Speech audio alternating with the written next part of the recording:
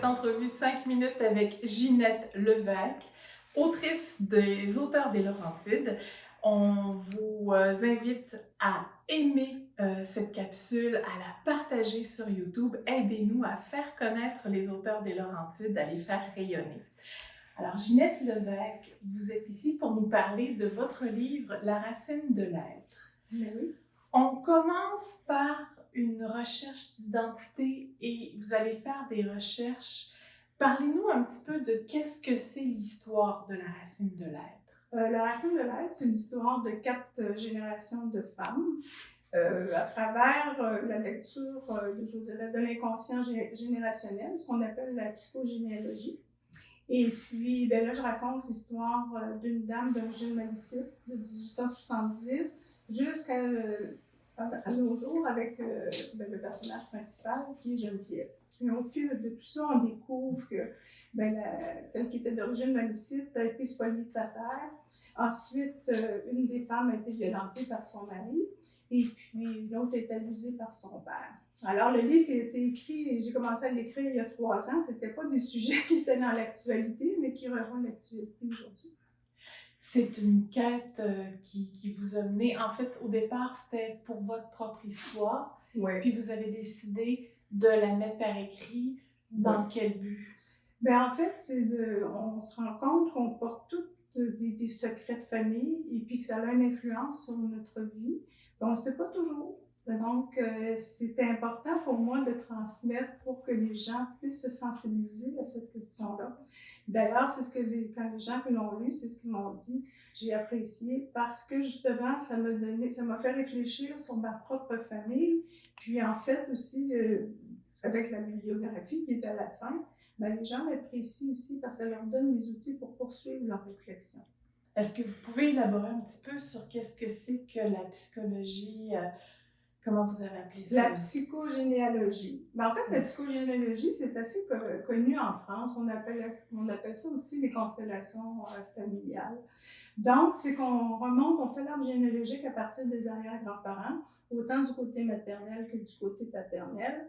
Et puis là, on commence avec les dates de naissance des grands-parents, la date de décès, la date de mariage. Puis on regarde aussi l'occupation que ces gens-là avaient. Donc, on retrouve finalement une filiation qu'on ne connaissait pas parce que c'est souvent pas raconté. On n'a pas toujours accès à l'histoire de nos arrière-grands-parents. Et puis, de fil en aiguille, ça permet de voir que, dans un arbre, il y a des enfants dont on ne parlait plus parce qu'ils étaient décédés. Alors, puis la même chose, les dates de mariage qui coïncident, entre autres, la date de mariage de mes grands-parents paternels est la même que mon deuxième mariage. Oui, c'est ça. Donc, il y a des coïncidences comme ça, puis ça explique des choses aussi. Oui, là. Ça explique des choses dans le sens que c'est de quoi on est porteur, de quoi on hérite sans savoir. Alors, souvent, avec la psychogénéalogie, ce qu'on voit, c'est que les générations, la 3e génération, ça s'exprime par soit des troubles d'apprentissage, soit de la dépression, soit de la toxicomanie. Donc, c'est le mal-être des ancêtres qui se répercute de génération en génération. Quel genre de recherche vous avez fait pour arriver à reconstituer toute cette histoire-là? Les recherches, j'ai lu beaucoup, c'est sûr. Mais il y a un livre en particulier qui m'a vraiment inspirée, ça s'appelle « L'empreinte de l'âme » de M. Brévion.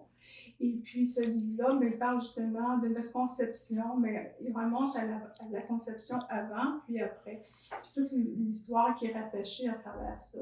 Donc oui, ces recherches-là, j'ai lu beaucoup de livres sur le sujet, mais pas juste sur la psychogénéalogie, j'en ai lu sur l'inceste, j'en ai lu sur la violence faite aux femmes, parce que dans le fond, c'est un livre aussi de femmes. Ouais. C'est la violence qui est faite aux femmes. Puis comme je fais comme d'habitude, je remets un montant d'argent pour mon livre. Puis cette fois, j'ai choisi la maison Lemita, qui est une maison pour femmes violentées et victimes de violences conjugales et leurs enfants. Merci beaucoup d'être venu nous en parler. Ça passe tellement vite. On aurait pu en parler beaucoup plus. On invite les gens à lire ce livre-là. Il y a une histoire de guérison, hein? C'est une histoire de rédemption. Oui. Alors, c'est un sujet qui est difficile, mais qui vaut la peine de lire. N'oubliez pas, aimez la vidéo, partagez-la, aidez les auteurs des Laurentides. et commentez, ça nous aide beaucoup. Merci, au revoir.